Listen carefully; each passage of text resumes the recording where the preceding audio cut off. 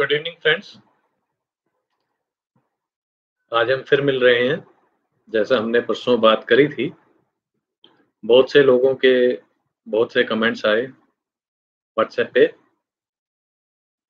लोगों का कहना है कि हमने सेशन की जो समय है वो 1 घंटे से घटाकर आधा घंटा क्यों कर दिया, और दूसरी बात ये है कि अब मैं ज़्यादा बातें इंग्लिश में क्यों कर रहा हूँ, अंग्रेज़ी में क्यों कर रहा हूँ। तो दोनों की वजह आपका फीडबैक ही है। पिछले लॉकडाउन में हम सेशन 1 घंटे का करते थे, तो बहुत से लोग कहते थे कि इसे रिव्यू करना या पुनः देखना बड़ा मुश्किल होता है, इसलिए आप छोटे सेशन किया कीजिए और भले ही दिन में 2 सेशन कर लें। तो यही विचार बनाया कि 2 आधे-आधे घंटे के सेशन किए जाएँगे। परंतु अभी ये एक नया चैनल है और इस पर बहुत लोग नहीं हैं, इसलिए आधे घंटे का एक ही सेशन किया था, जो पहला सेशन था। जैसे-जैसे सवाल आपके ज़्यादा आएँगे, हम 2 सेशन भी करेंगे। और रही बात कि किसी भी सवाल का जवाब अंग्रेजी में दिया जाएगा या हिंदी में दिया जाएगा, जिस भाषा में सवाल आएगा, उसी भाषा में जवाब देने का प्रयास होगा। बहुत से लोग हिंदी भाषा नहीं समझते हैं और इंग्लिश में सवाल करते हैं, तो उनका जवाब इंग्लिश में दिया जाता है। बहुत से लोग हिंदी में सवाल करते हैं, तो कोशिश की जाती है कि उनका जवाब हिंदी में ही दिया जाए। आप लोगों ने जो एनकरेजमेंट दी है, उसका बहुत-बहुत धन्यवाद। मेरी आपसे ये रिक्वेस्ट है कि आप खुद भी इस चैनल को सब्सक्राइब करें और अधिक से अधिक वेरियर्स को, फाइटर्स को इस चैनल के बारे में बताएं, ताकि वो भी बेनिफिट हो सके। हम सवाल लेते हैं अब। अभी मुझे सिर्फ एक ही सवाल दिख रहा है और वो है विष्णु कुमार जी का।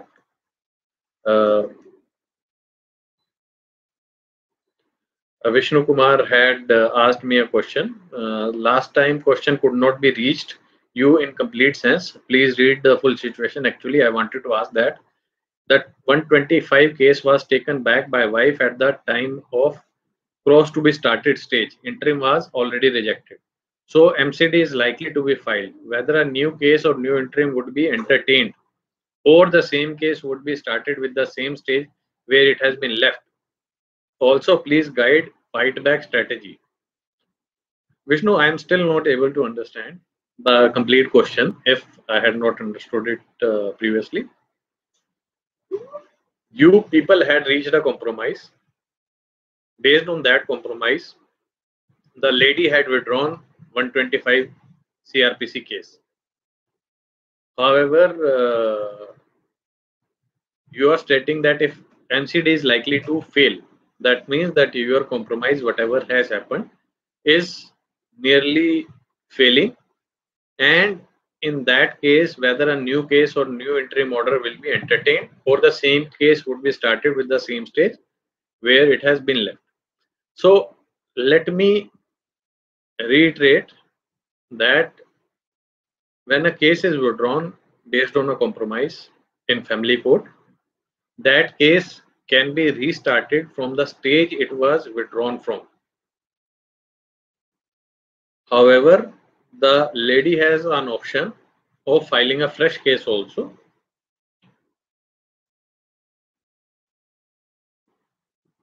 In this case also, if she files a fresh case, you can always take a stand that she had withdrawn the case at a stage of cross-examination because she never wanted to enter the witness box, and that is why she has withdrawn the case, and now she has not followed the compromise in the letter and spirit, and once again resigned from the compromise and filed a fresh case.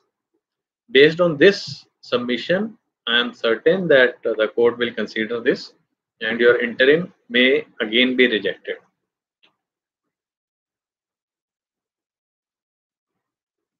Your second question was about Limitation Act of Domestic Violence, that your wife had left your house in 2017 and whether case is maintainable after 1 year or 2 years or 3 years. Again, yes, the case is maintainable, and the fightback can only happen based on the merits of the case.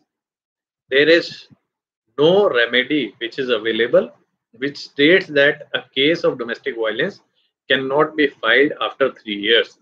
Whatever judgments you are reading about this are overruled by the Supreme Court judgment, which says that the Domestic Violence Act case can be filed and there is no limitation in this particular case.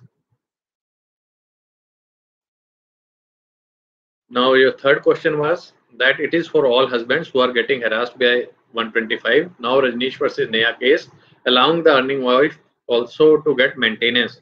No remarks by court. The misuse of 125, 120 DV and interim. Now, of course, Rajneesh versus Neha affidavit is a new affidavit which the Supreme Court has initiated, and Supreme Court has stated that whether the lady has the capacity to earn or the capability to earn is immaterial. Whether she is earning or not earning is the moot point, which has to be seen by the courts at the stage of interim maintenance. However, the court has not said that whether it will not be entertained or not be a ground for denying final maintenance to the lady. The judgment, yes, Rajneesh versus Neha judgment is taken from Kusum Sharma judgment and has taken it one step further, now enforced it to all of country. Previously, the judgment, this income asset affidavit for Punjab and Haryana, Chandigarh and Delhi only was enforceable. Now it is enforceable all across country. And in Rajneesh versus Neha, there are 3 separate affidavits. One is for non-agrarians, that is non-agriculturalist. The other is for agrarian people. The third is for a specific matriarchal sect in Mizoram. So the intent is very good because it discloses whatever assets or income is available with the lady. It was very difficult till now to sue the woman for perjury.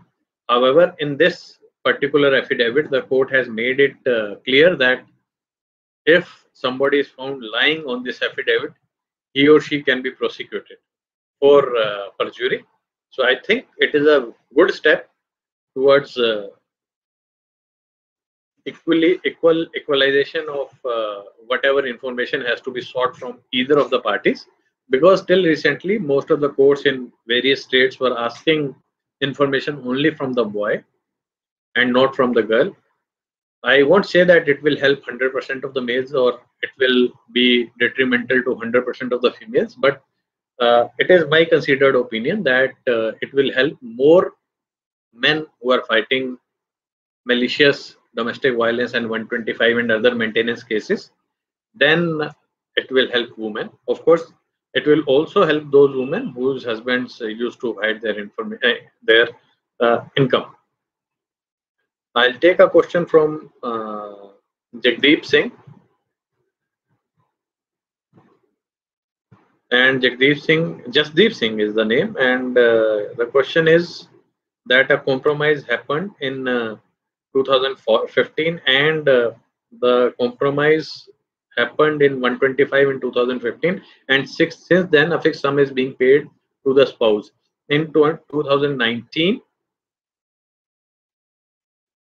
new case has been filed under section 127 for enhancement because the change of circumstances, especially salary. How can I best defend my case given the fact that I am regularly paying the amount as per compromise and also taking care of all expenses? Spouse was last employed till 2016. So, Jasdeep, as you entered a compromise in 2015 and the girl lost a job in 2016, she filed an application under 127 in 2019, and this application will definitely be maintainable. Maintenance as well as child custody orders both are interlocutory orders. and they can change with the change of circumstances. If a man loses his job, even then this maintenance can change. If a woman loses his job, loses her job, it is enhancement or modification is maintainable. On other circumstances also, like salary increase, salary decrease, like COVID situations also, modification in these orders are maintainable. So you will have to fight this case. The court will have to ask a fresh affidavit basis Rajneesh versus Neha from both the parties and decide the modification in the light of changed circumstances. That is what is going to happen in this case.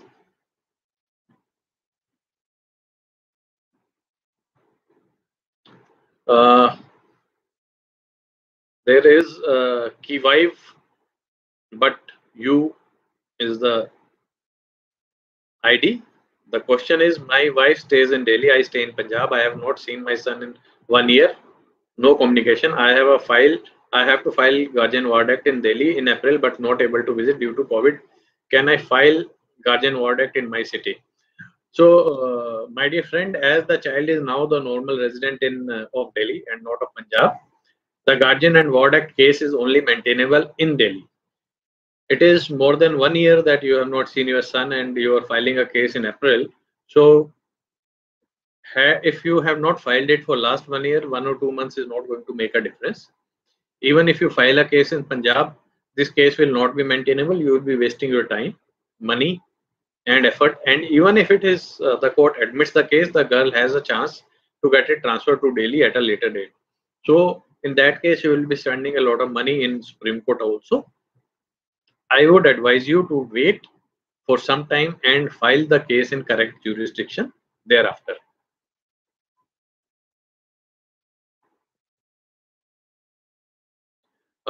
Sandeep Sarpal जी का सवाल है कि उनका case 2013 से Rohini court में pending है। उनकी wife उन्हें डाइवोर्स देने में इंटरेस्टेड नहीं है।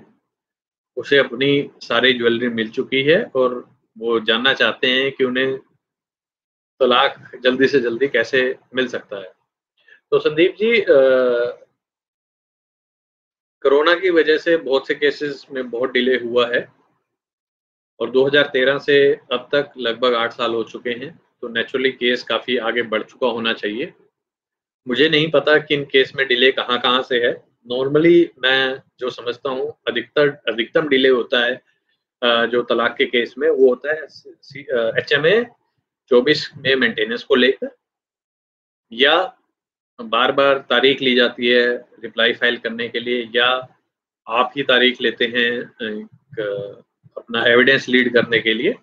अगर इनमें से कोई वजह नहीं है या आपके अपोजिट पार्टी की वजह से बार-बार तारीख पड़ रही है, तो आप कोर्ट के अंदर इस मुकदमे को टाइमली डिसाइड करने की एप्लीकेशन डाल सकते हैं।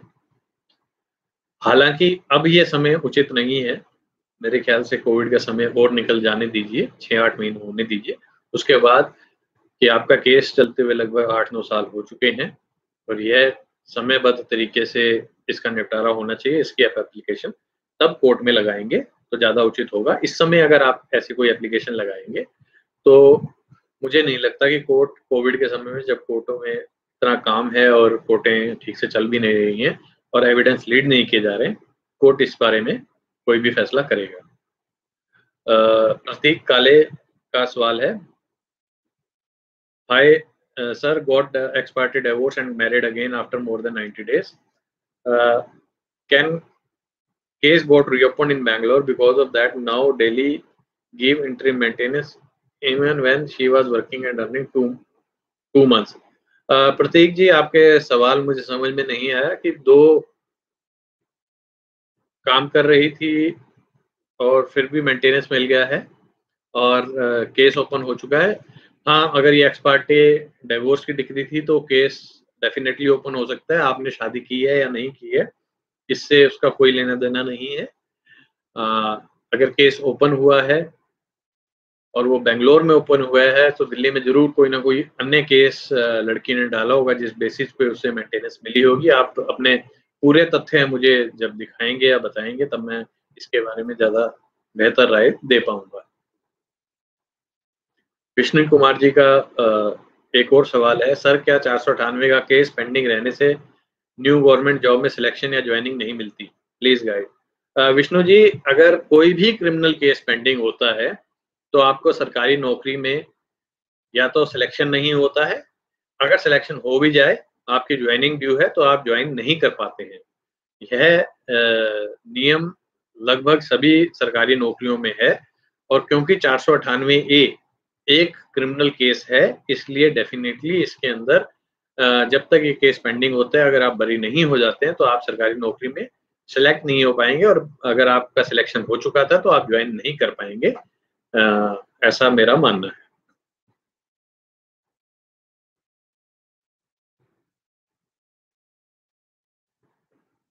विष्णु जी के बहुत से सवाल हैं।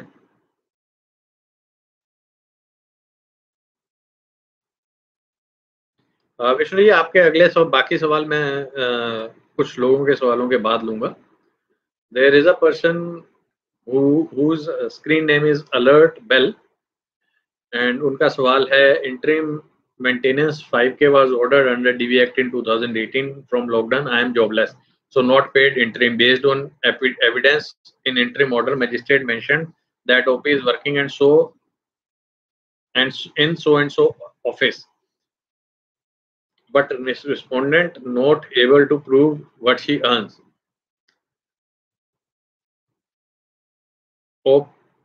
Opposite in her DV and 23 petition mentioned that she has no source of income and unemployed.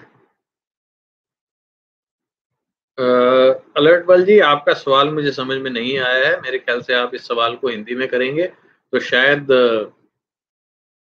मैं बेटर आंसर दे पाऊंगा, इसका सही जवाब दे पाऊंगा, क्योंकि आप जिस हिसाब से लिख रहे हैं मुझे समझने में दिक्कत हो रही है।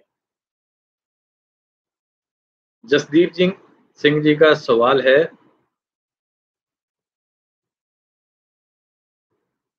ये पहले वाला सवाल है, इसका मैं आंसर कर चुका हूं। परवीन शेरावरे का सवाल है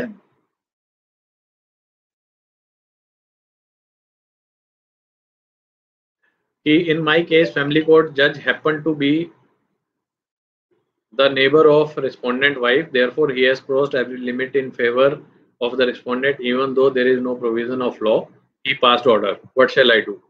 Praveen, if there is a order from which you are aggrieved, the right way is to challenge that order in a higher court.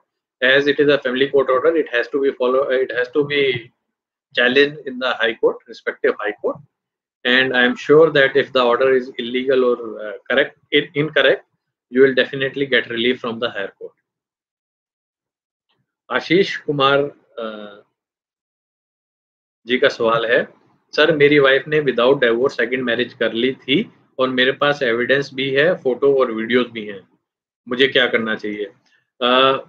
Ashish ji, अगर आपकी बीवी ने, आपकी जानकारी के हिसाब से आपकी बीवी ने दूसरी शादी कर ली है पहली शादी के चलते हुए, डिवोर्स बिना लिए, तो इस ऐसी स्थिति में आपको फौरन 494 बाइगैमी का केस दर्ज करा देना चाहिए अपनी बीवी के खिलाफ। ये एक प्राइवेट कंप्लेंट केस है, इसके लिए आपको एक एप्लीकेशन बनाकर कोर्ट में दाखिल करनी पड़ेगी। कोर्ट आपके द्वारा पहले एविडेंस मंगवाएगा, आपसे पहले एविडेंस मंगवाएगा। विटनेसेस और एविडेंस को देखने के बाद ही कोर्ट सामने वाली पार्टी को सम्मन करेगा।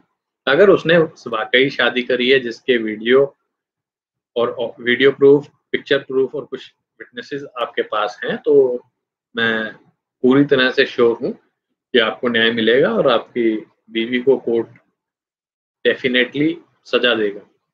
प्लीज इस बात को समझिएगा आशीष जी कि ये एक सिर्फ प्राइवेट कंप्लेंट केस है, क्योंकि ये नॉन कॉग्निजेबल ऑफेंस है।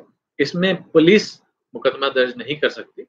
इसके अंदर या तो आपको कोर्ट से पुलिस को तहकीकात के लिए बोलना पड़ेगा, अगर आपके पास सारे एविडेंसेस हैं तो आप खुद ही इसे कंप्लेंट केस की तरह रन कर सकते हैं, और एविडेंस लीड कराने के बाद ऑपोजिट पार्टी को सम्मन किया जा सकता है, और तब आपको जो प्रोसीजर है वो प्रोसीजर फॉलो होगा।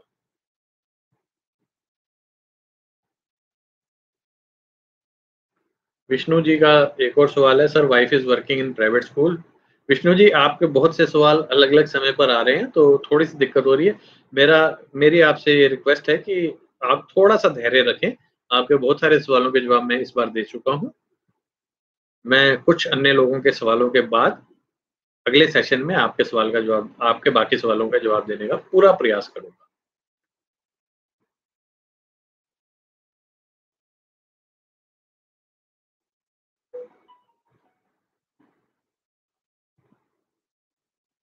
रमेश कुमार जी का सवाल है, सर क्या तलाक के मुकदमे में पूरे हिंदुस्तान में एक ही प्रोसेस फॉलो होता है? बिहार में वकील कुछ और बोलते हैं, दिल्ली के वकील कुछ और बोलते हैं। तो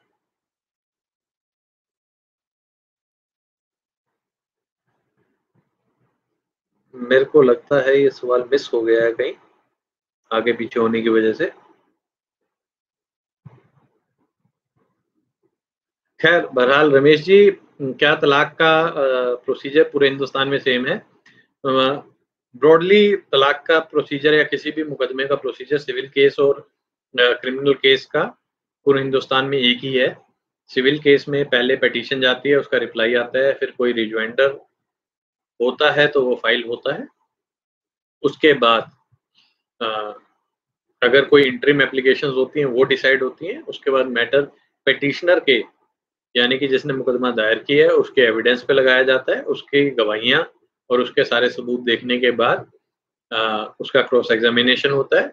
उसके बाद रिस्पोंडेंट, यानी कि जो दावा जिसने दाखिल किया है, उसके एविडेंस पे लगाया जाता है और उसके बाद आर्गुमेंट्स होते हैं। उसके बाद ही मुकदमे का फैसला होता है। जो मैट्रिमोनियल केसेस हैं उन सब के प्रोसीजर्स, चाहे वो डिवोर्स हो, चाहे वो डोमेस्टिक वायलेंस हो, या सीआरपीसी 125 हो या 498A हो, सबके प्रोसीजर्स मेरी वेबसाइट www.shonikapoor.com पर विस्तार से बताए गए हैं। आपसे रिक्वेस्ट यही है कि आप उनको पढ़िए। निश्चिंत रहें कि प्रोसीजर पूरे हिंदुस्तान में एक ही है। ये जरूर हो सकता है कि जिन दो वकीलों से आप बात कर रहे हो उनकी समझ में थोड़ा सा अंतर हो, किसी एक चीज को वो एक वकील साहब अलग तरीके से बता रहे हो या दूसरे वकील साहब अलग तरीके से बता रहे हो।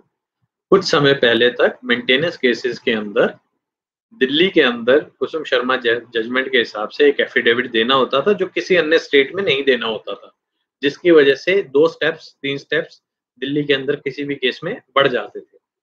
अब ऐसा नहीं है। रजनीश वर्सेस नेहा के हिसाब से अब पूरे हिंदुस्तान में एक ही एफिडेविट दे होता है।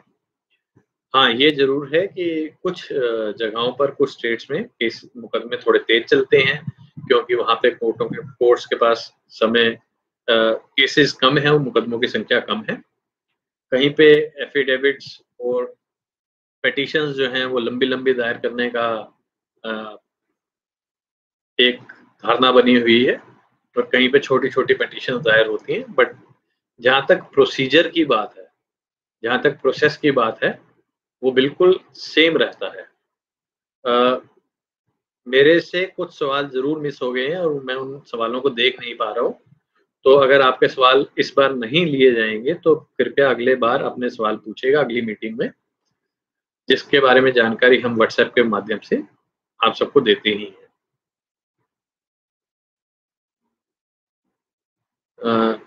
धन गुरु नानक, जिनका स्क्रीन नेम है, उनका एक सवाल है, सर मेरा इंटरिम मेंटेनेंस डिसाइड हुआ सितंबर 2020 में 6042 when I receive X084, that is 50% of my salary. Now I can do because my arrears is 3 lakhs.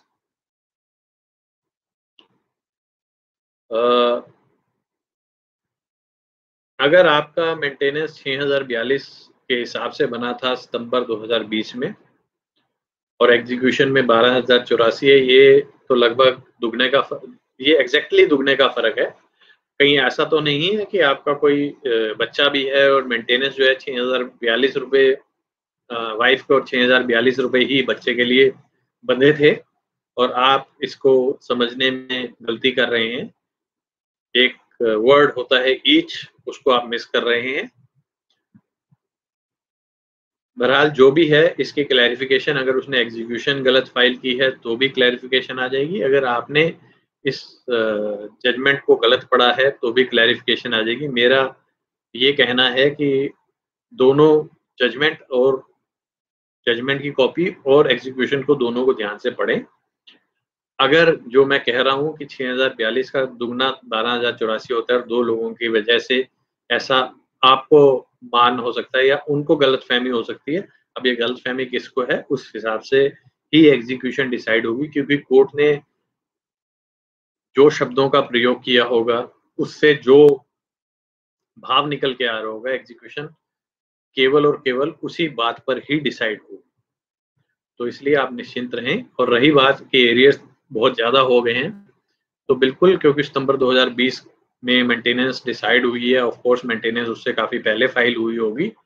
2 ही तरीके होते हैं मेंटेनेंस के, या तो आप मेंटेनेंस पे करें, उस ऑर्डर का सम्मान करें, या उस ऑर्डर को चैलेंज करें। मैं समय की कमी को देखते हुए इस सेशन का आखिरी सवाल अब ले रहा हूं। बाकी लोगों से मेरी ये रिक्वेस्ट है कि अगले सेशन में अपने सवाल पूछिए, और बहुत से सवाल इस बार आज की मीटिंग में मिस हो गए थे, उन सब से भी मेरा ये रिक्वेस्ट है कि आप अपनी सवाल अगली मीटिंग में ही पूछिएगा। और ये सवाल है गगनदीप सिंह बेदी जी का। Sir, wife is working in private college and shown herself as unmarried on papers. There is a maintenance case also going on currently. Is there anything I can do that can be done in this case? So, Mr. Bedi, if she has shown unmarried in the papers in the college and you are fully informed about this, then I'll request you that you make a representation in the college that she has gotten this job with false credentials, and that is why she should be dismissed from this job. Secondly, how this is going to affect your maintenance case, the only thing that she is working is going to affect your maintenance case, as you will be filing your affidavit and she will be also filing her affidavit, and if she is found lying on her affidavit, then you can definitely go ahead and file perjury in this particular case.